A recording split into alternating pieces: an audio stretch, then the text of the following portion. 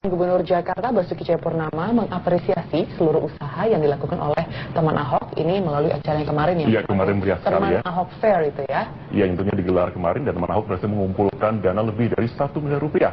Dan dana didapat dari swadaya masyarakat yang akan digunakan untuk proses administrasi pasca pendaftaran calon gubernur nanti. Sejuta KTP, sejuta harapan. Itulah tema yang diusung teman Ahok dalam Teman Ahok Fair akhir pekan kemarin. Acara ini digelar untuk mensosialisasikan visi dan misi teman Ahok atas dukungan mereka terhadap Ahok yang akan maju di Pilkada Gubernur DKI Jakarta 2017. Teman Ahok semakin yakin untuk mengatakan Ahok maju di Pilgub 2017 melalui jalur independen. Apalagi, kini teman Ahok sudah berhasil mengumpulkan lebih dari 900.000 KTP pendukung. Bahkan sedikitnya 1,4 miliar rupiah terkumpul dari acara ini. Dana tersebut nantinya akan digunakan untuk proses administrasi pasca pendaftaran calon gubernur. Basuki Cahayapurnama mengapresiasi seluruh usaha yang dilakukan oleh teman Ahok. Upaya yang telah dilakukan teman Ahok ialah sebuah bentuk demokrasi baru dalam berpolitik.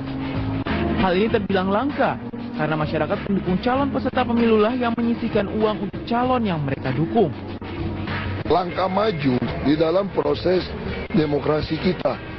Dulu kan kita selalu berpikir apakah kita bisa ikutin negara maju. Ketika ada seorang calon, adanya partisipasi masyarakat. Ya kan, kalau di luar negeri kan begitu kan. Jadi kalau dulu kita, kalau buat acara ini, si calon yang harus keluarin uang nih.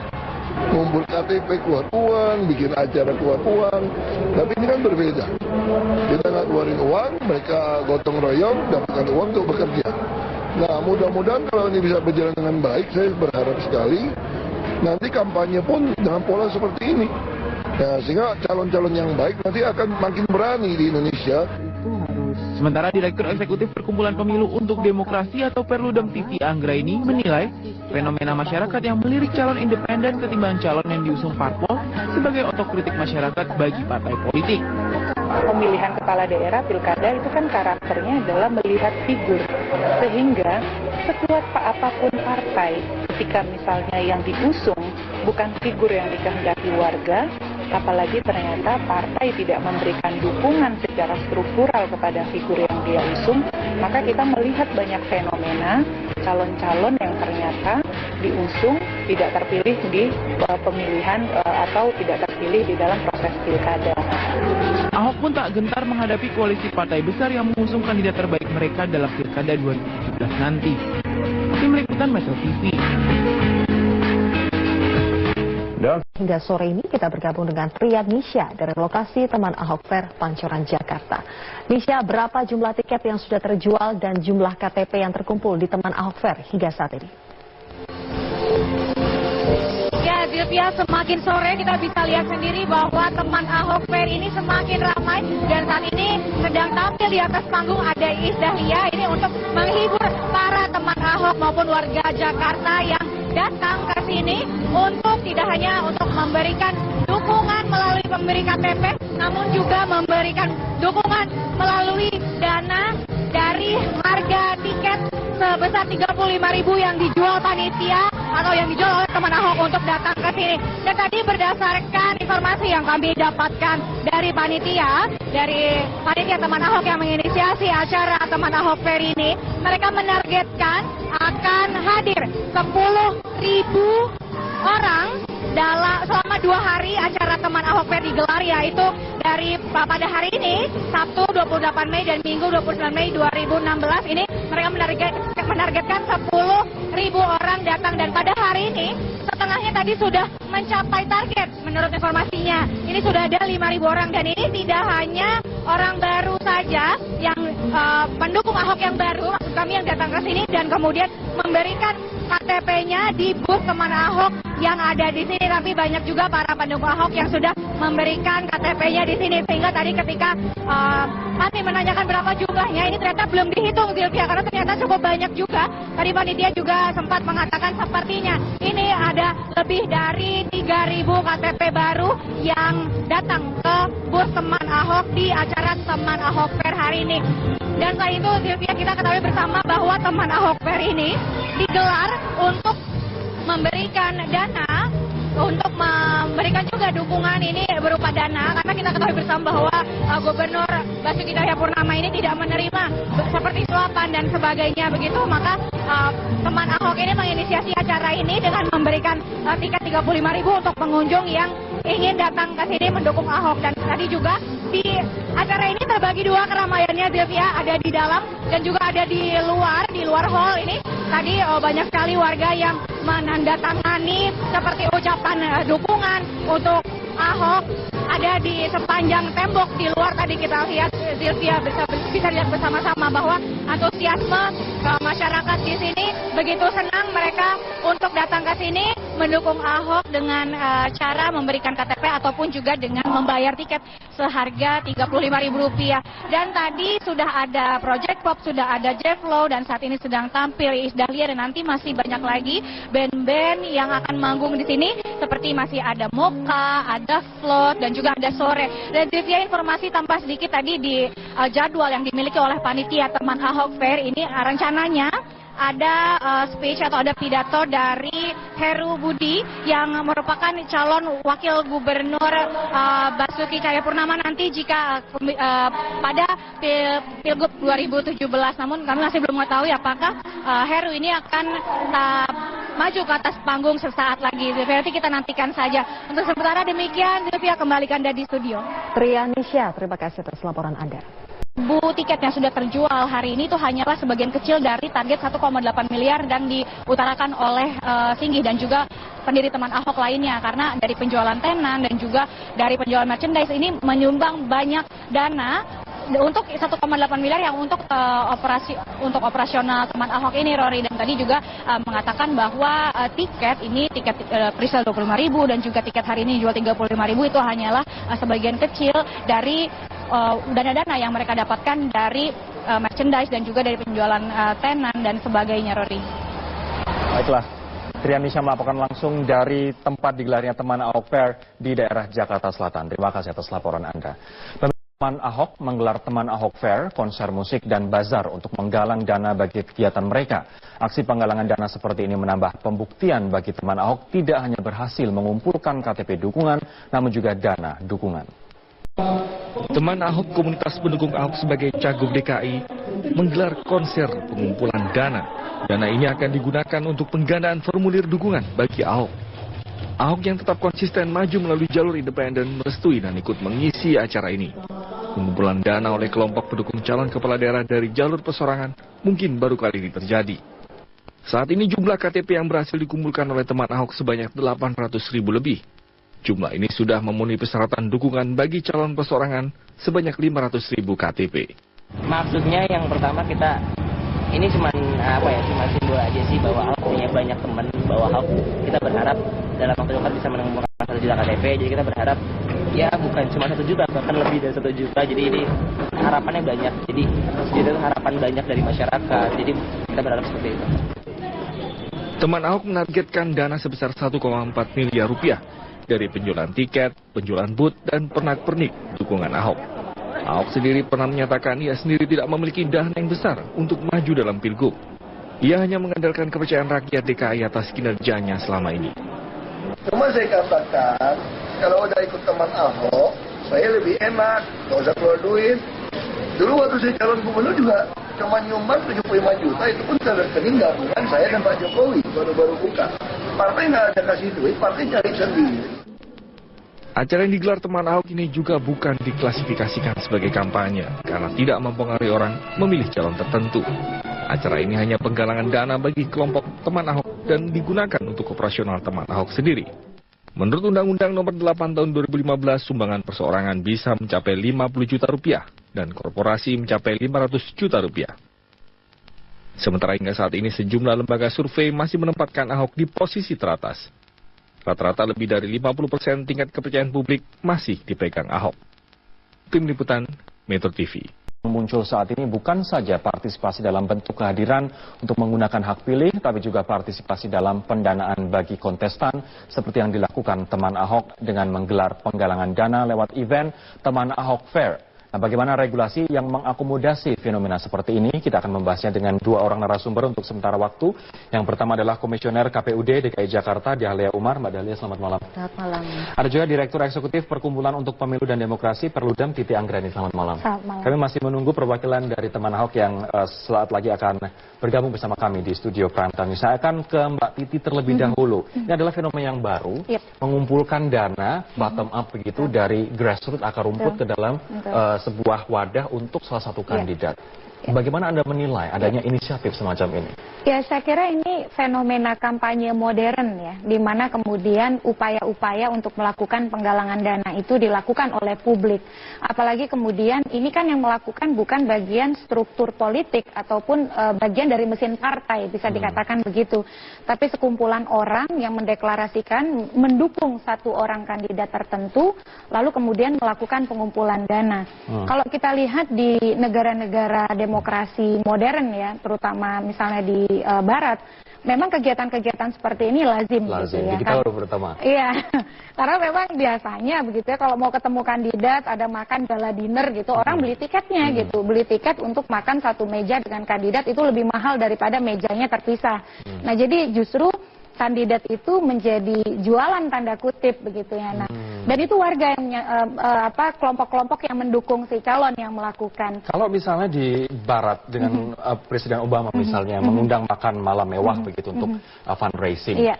Jokowi dulu juga pernah dengan 3 rekening begitu masing-masing menyumbang walaupun tanpa ada acara seperti ini sebenarnya. Nah, apakah ini kemudian menjauhkan seorang kandidat dari konflik of interest? Ya, saya kira begini ya, ini kan dilakukan secara terbuka ya, di mana kemudian publik bisa melihat, mengakses dan kemudian bisa tahu bagaimana cara kerja mereka begitu. Dan misalnya pengumpulan dana yang dilakukan oleh para relawan politik ini sifatnya kan dari bawah kemudian ke atas begitu. Jadi bukan yang sifatnya kemudian ratusan juta, puluhan miliar begitu. Karena undang-undang kita juga mengatur kalau menyumbang kandidat pun ada batasannya gitu. Jadi yang penting dari mekanisme pengumpulan dana seperti ini, publik, warga diajarkan berpolitik gitu, bahwa bukan lagi kemudian elit atau sekelompok elit yang punya banyak uang atau yang kita kenal dengan bahasa istilah oligarki yang punya akses kepada modal yang bisa kemudian berpolitik gitu, bahwa warga pun jangan alergi berpolitik, bahwa menyumbang untuk kepentingan politik menjadikan kita sekecil apapun menjadi pemilik saham atas siapa yang akan kita dorong. Ini juga meruntuhkan asumsi kita bahwa untuk kita ikut dalam politik itu pun mahal begitu. Dikatakan menyumbang kecil pun bisa 25.000 dan 35.000. Tapi untuk aturan perundang-undangnya, Mbak Dahlia, sudahkah ada? Iya, kalau kita melihat dari sisi perundang-undangan ya, untuk undang-undang pilkada saat ini hanya mengatur sumbangan untuk kegiatan-kegiatan tujuan dana kampanye. Jadi boleh orang menyumbang, tetapi penggunaan sumbangan itu diperuntukkan untuk kampanye pasangan calon, begitu ya. Tidak ada aturan perundang-undangan yang mengatur misalnya sumbangan di luar itu, misalnya sumbangan untuk tujuan menggalang dukungan. Itu saya tidak menumpukan itu dalam undang-undang. Kalaupun nanti misalnya peruntukan dana yang dikumpulkan itu untuk kampanye, maka boleh saja nanti disumbangkan, tetapi dengan mengikuti aturan perundang-undangan, misalnya batasannya. Kalau batasannya untuk kelompok atau badan swasta itu 500 juta rupiah, satu secara kumulatif ya. Maka walaupun belum jadi calon misalnya, boleh saja uang itu nantinya akan disumbangkan untuk biaya kampanye pasangan calon kalau mereka ditetapkan sebagai calon. Makanya dalam laporan awal dana kampanye nantinya yang disampaikan kepada KPU oleh pasangan calon itu juga mengikutsertakan dana yang mereka terima sebelum mereka membuka rekening. Artinya bisa saja mereka menerima tetapi untuk tujuan berkampanye. Kalau di luar kampanye belum di luar kampanye belum diatur memang ya. Nah, nanti seperti apa implikasi dan juga konsekuensinya. Namun sebelumnya saya akan mengajak pemirsa untuk menyimak ini Undang-Undang Nomor 8 Tahun 2015 tentang Pilkada. Di sini diatur, pemirsa, kita lihat bersama-sama di pasal 74 ayat 5 bahwa sumbangan dana kampanye sebagaimana dimaksud pada ayat 1 huruf B dan ayat 2, ini ayat 1 huruf B adalah untuk calon yang didukung oleh parpol atau gabungan parpol, sementara ayat 2 adalah maju dari perseorangan. Nah, ini dari perseorangan paling banyak 50 juta rupiah, dan dari badan hukum swasta, ini perusahaan ataupun secara kumulatif tadi, paling banyak 500 juta rupiah. Ini adalah batasan untuk undang-undang yang lama, dikarenakan saat ini undang-undang sedang dibahas di DPR. Adakah perubahan untuk itu nantinya? Kalau selama belum ada perubahan, KPU mengacu pada undang-undang yang masih berlaku. Kita juga belum tahu dikarenakan undang-undang, tapi undang-undang belum disahkan, begitu targetnya sih akhirnya akhir Mei. Tapi kalau dari Mbak Titi yang sering hubungan dengan teman-teman DPR, bagaimana Anda melihat konstelasi di sana terkait dengan dana kampanye? Khusus untuk batasan sumbangan, sampai hari ini kami mencatat belum ada diskusi perubahan. Jadi perubahan itu lebih pada soal pembiayaan kampanye oleh negara. Posisi hari ini ada 4 metode kampanye dari 7 yang disediakan oleh undang-undang yang dibiayai oleh negara dengan difasilitasi oleh KPU. Berarti dalam hal ini melalui APBD. 4 metode itu adalah alat peraga, bahan kampanye, iklan di media massa cetak dan elektronik, serta debat terbuka pasangan calon. Ini berarti 4 komponen ini nanti akan dibayari oleh negara. Betul. Calon tidak akan KPU. membayar Betul. ini. Nah, tapi ada gagasan sekarang 2015 calon sama sekali tidak keluar untuk 4 metode kampanye ini. Mereka hanya keluar untuk 3 metode kampanye yang lain, pertemuan terbatas, pertemuan tatap muka, dan yang terakhir adalah kampanye bentuk lain, salah satunya kampanye rapat umum. Nah, tapi ada diskusi di revisi undang-undang karena misalnya Pak Presiden mengatakan kok kampanyenya adem-adem aja gitu ya, adem ayem gitu. Ada gagasan untuk alat peraga dan bahan kampanye itu diserahkan kepada calon, tapi nanti KPU mengatur tentang pelaksanaan teknisnya. Oke. Karena tadi di undang-undang tadi itu belum diatur secara spesifik fundraising bottom up dari grassroots. Lalu apa konsekuensinya, implikasinya apabila ini tetap dilakukan?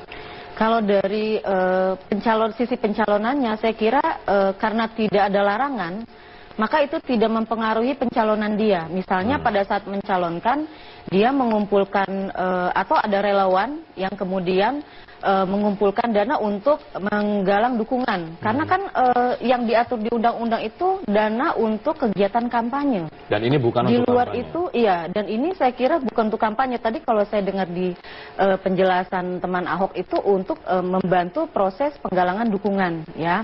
Itu sebenarnya tidak ada diatur dalam undang-undang. Jadi memang hal-hal yang sifatnya terkait dengan dana kampanye, ya dana kampanye itu disumbangkan untuk kegiatan kampanye titik ya. Tetapi tetap di dalam aturan kampanye itu di peraturan KPU juga mengatur tentang relawan. Nantinya kalau pasangan calon itu memiliki relawan, maka kelompok relawan ini harus didaftarkan kepada KPU. Jadi ada relawan yang memang resmi dinyatakan oleh pasangan calon sebagai relawan.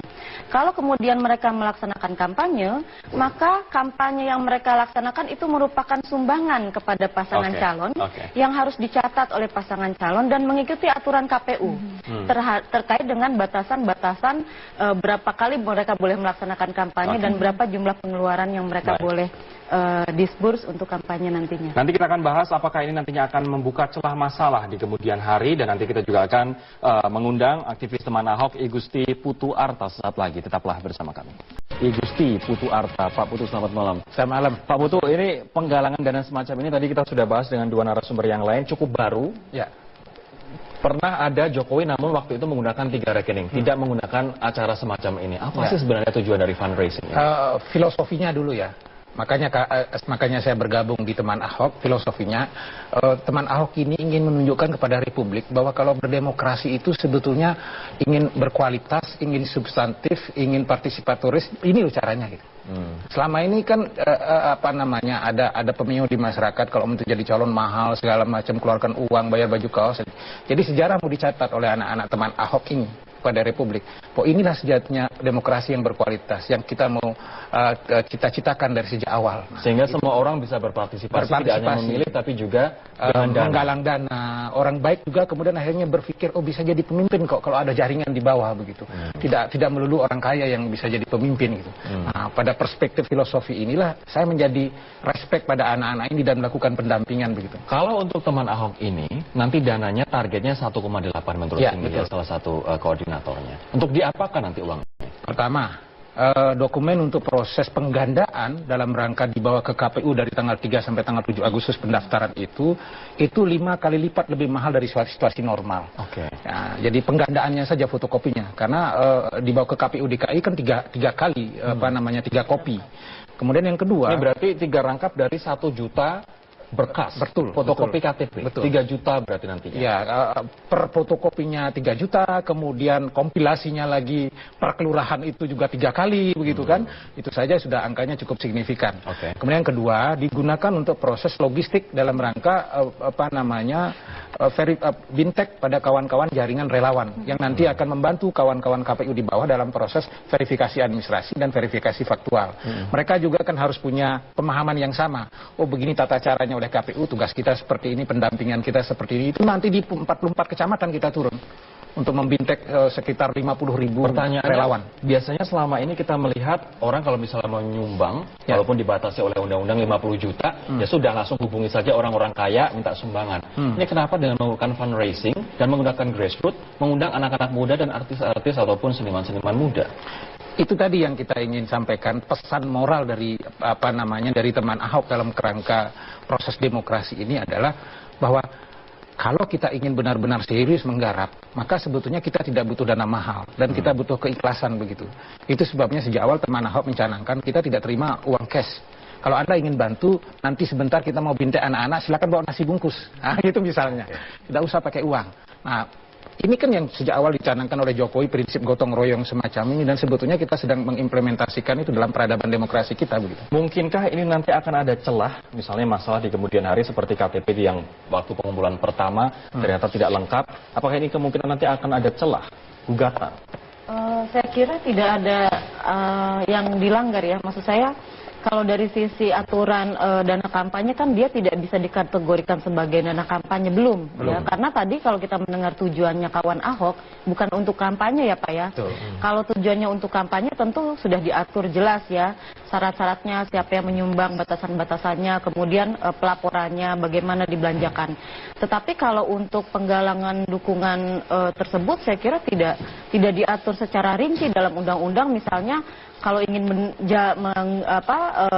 menggalang dukungan harus kemudian mengumpulkan dana, kemudian dilaporkan kepada siapa, kemudian pengelolaannya seperti apa, itu tidak dijelaskan dalam undang-undang, sehingga itu menjadi aturan yang di luar dari konteks aturan kepemiluan dalam kendati pun demikian, kita tetap tertib administrasi. Kita catat semua sesuai dengan syarat-syarat minimal yang diperuntukkan di undang-undang, dan pada saatnya nanti kita buka di website. Iya, jadi saya kira pertanggungjawabannya kepada publik yang menyumbang itu. Nantinya ya kawan Ahok kalau misalnya sudah mengumpulkan, dia akan mengumumkan kepada publik berapa yang diterima mungkin ya, kemudian berapa yang dikeluarkan untuk kegiatan-kegiatan. Dan aliran dana itulah nanti begitu penyampaian rekening awal dana kampanye pasti akan disampaikan kepada KPU. Ini fakta kita gitu. Ini artinya dalam undang-undang tidak ada masalah sebenarnya dalam peraturan, kemudian nanti untuk ketakutan akan adanya gugatan di kemudian hari pun juga tertutup sudah. Kita sangat transparan nanti membuka semua. Nah, saat ini rancangan undang-undang pilkada yang baru sedang dibahas. Kita tadi berkesimpulan dalam dialog kita sebelumnya mengatakan bahwa ini adalah salah satu cara untuk melihat berpolitik itu murah, tidak harus mahal. Apakah memang seharusnya dimasukkan dalam klausul RUU Pilkada yang tengah dibahas, Mbak Titi? Ya, saya kira di dalam aturan undang-undang pilkada saat ini mereka belum berpikir banyak tentang dana kampanye ya, dan bagaimana kemudian menjangkau dana publik yang seperti ini. Mikirnya telat dong berarti. Betul. Tapi kemudian kalau kita melihat peraturan KPU nomor 8 tahun 2015 tentang dana kampanye, ada 3 jenis laporan dana kampanye. Laporan awal dana kampanye, lapor dik sumbangan dana kampanye, dan terakhir laporan penerimaan dan pengeluaran dana kampanye. Khusus laporan awal dana kampanye nanti akan disampaikan H-1 sebelum dimulainya kampanye. Kampanye dimulai setelah 3 hari setelah ditetapkannya calon. Nah, ini yang harus dipersiapkan oleh teman-teman Ahok.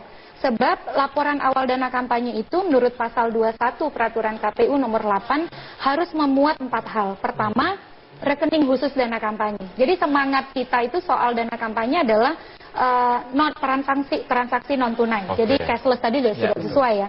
Yang kedua adalah sumber perolehan saldo awal atau saldo pembukaan. Kalau tadi misalnya karena menggalang dana itu harus disebutkan. Nanti disebutkan ya, gitu. sumber Jadi walaupun pendanaannya bukan untuk dana kampanye, tetap harus misalnya disebutkan. ada saldonya gitu ya. Kalau dan saldo. misalnya kalau misalnya nanti untuk dana kampanye maka dia harus mengikuti aturan dana kampanye itu. Kalau sekarang misalnya yang terkumpul lebih dari 500 juta yaitu untuk apa dulu gitu ya. Karena kalau untuk kampanye maka dibatasi hanya 500 juta untuk misalnya kelompok atau badan swasta. Itu bisa saja kalau sekarang dikumpulkan ya. Kemudian tadi seperti yang dijelaskan Mbak Titi, dia kalau misalnya dimaksudkan untuk kampanye, maka dia dicatat pada saat mereka menyerahkan laporan awal dana kampanye. Tapi bukankah ini merupakan sumbangan perseorangan hitungannya, Mbak? Saya kira kalau perseorangan itu karena ini digalang oleh kelompok, bisa saja dia dikategorikan sumbangan Mungkin kelompok. nanti Bung Rory tidak akan seribet itu nanti. Uang yang sudah ada ini kan dengan sendirinya habis ya di tengah jalan karena dipakai konsolidasi tadi itu. Paling sisanya juga di bawah 500 saya kira gitu. Tapi saya ingin menambahkan ada satu hal yang juga harus menjadi perhatian karena kan kita harus juga bersiap ya. Ini dari sisi akuntabilitas saya kira kita harus dorong terus gitu. Bagaimana juga ini dana yang digalang dari publik. Sekecil apapun, 1 sen pun dana yang dikumpulkan dari publik, maka kita harus menjaga akuntabilitasnya. Maka pengumuman kepada publik itu harus dijaga. Tapi di poin ketiga pasal 21 ini adalah rincian perhitungan penerimaan dan pengeluaran yang diperoleh sebelum pembukaan rekening khusus dana kampanye. Rekening khusus ini diserahkan sebagai syarat pencalonan. Jadi saya kira toh juga ini dibuka kepada publik, akuntabilitasnya bisa dipastikan, dan ini sebaiknya pencatatan harus rapi. Bukannya apa-apa, ini menunjukkan bahwa apa yang dilakukan oleh teman Ahok menyatakan bahwa politik itu milik semua. Politik itu milik warga, warga bisa berpartisipasi dan kita semua mengawal akuntabilitas. Baik. Dan bisa diakses di website teman Ahok. Apapun angka yang masuk dan keluar dari. Nanti saya akan tanyakan fundraising ini kalau misalnya untuk Ahok tadi sudah dibahas keuntungannya, untuk demokrasi kita sudah dibahas keuntungannya, apa keuntungannya bagi pemilih? Itu nanti akan kita bahas saat lagi, tetaplah bersama kami. Pemilih dengan adanya fundraising ini.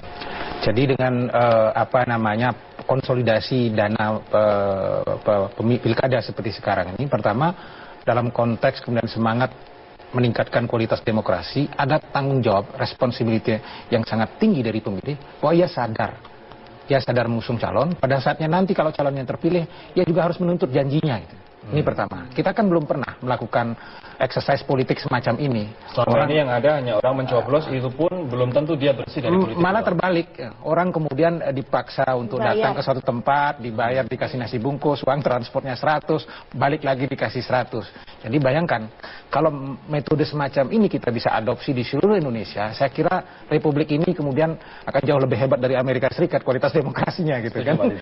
Saya kira ini kemudian menjadi fenomena antitesis dari diskusi yang berkembang di DPR. Sebab yang berkembang adalah ingin membuat uang transport dan uang makan itu bukan politik uang. Jadi kalau ada kampanye, peserta diberi uang transport dan uang makan itu tidak bisa dikategorikan politik uang. Jadi kan sebenarnya kampanye itu bukan kegiatan alamiah, saya tertarik pada seorang calon, saya datang, tapi dimobilisasi dengan yang namanya uang transport dan uang makan.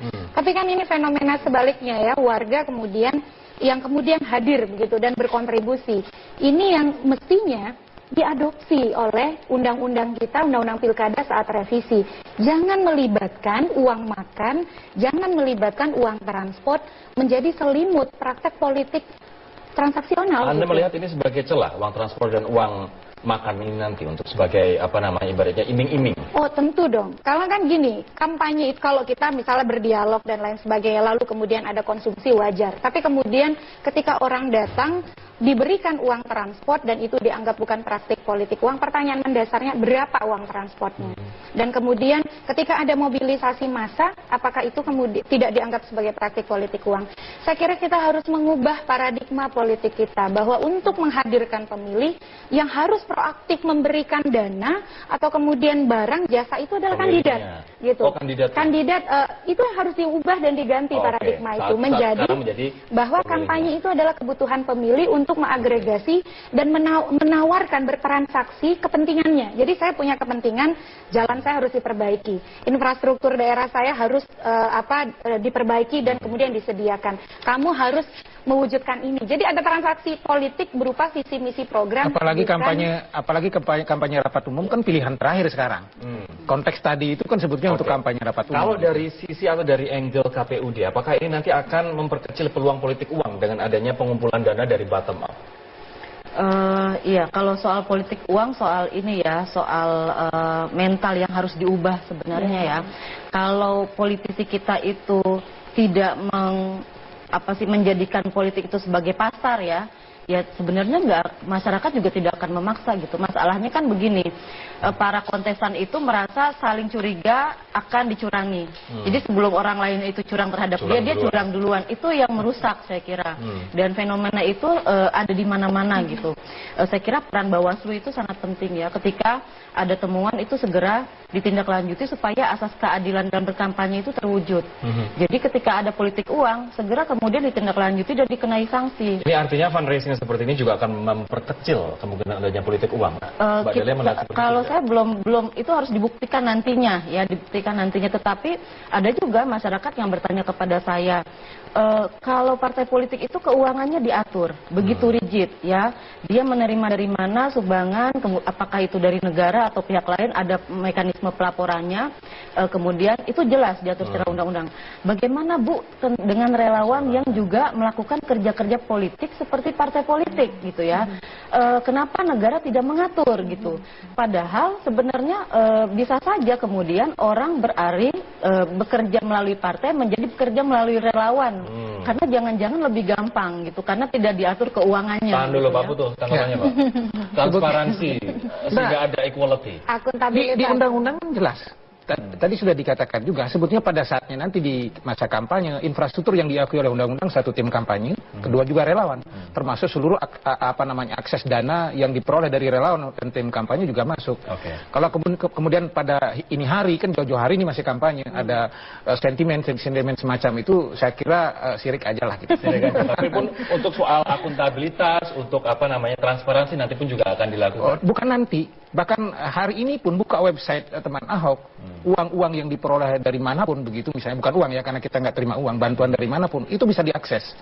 Jangankan yang fundraising yang sekarang acara pameran ini bisa diakses dengan terbuka. Iya, salah satu usaha KPU juga ketika ada pertanyaan gitu ya, ada kenyataan seperti ini, KPU kemudian mengatur kegiatan relawan menjadi bagian dari kegiatan kampanye calon. Kalau dulu kan tidak gitu, jadi tidak jelas ini sebenarnya kampanye calon atau kampanye relawan, karena kampanye relawan dulu tetap jalan, calon juga jalan, sementara relawan bukan bagian dari calon gitu. Sekarang kampanye relawan sudah menjadi bagian dari calon, sehingga jelas ada keadilan di mana ketika kesamaan dana kampanye itu diatur, siapapun yang melakukan kampanye harus mengikuti. Yang terakhir juga nanti, belum tentu juga teman Ahok akan tetap jadi relawan. Kalau misalnya Pak Gubernur kemudian mengubah jadi tim kampanye, udah selesai, tidak ada relawan berarti. Infrastrukturnya sudah resmi. Tergantung nanti seperti apa ya akan dijadikannya. Terakhir ke Mbak Titi. Kenapa metode bottom up seperti ini, fundraising seperti ini perlu dalam sistem perpolitikan di Indonesia? Ya, ini melahirkan optimisme bahwa politik itu sekali lagi bukan cuma punya orang yang uangnya banyak. Bahwa kita warga biasa dengan uang juga yang tidak banyak bisa memiliki politik dan memiliki demokrasi. Baik, terima kasih teman-teman atas waktunya malam hari ini. Demikianlah perbincangan kami pemirsa di Prime Time News kali ini, dan usai jeda Prime Time News masih akan kembali dengan sejumlah informasi.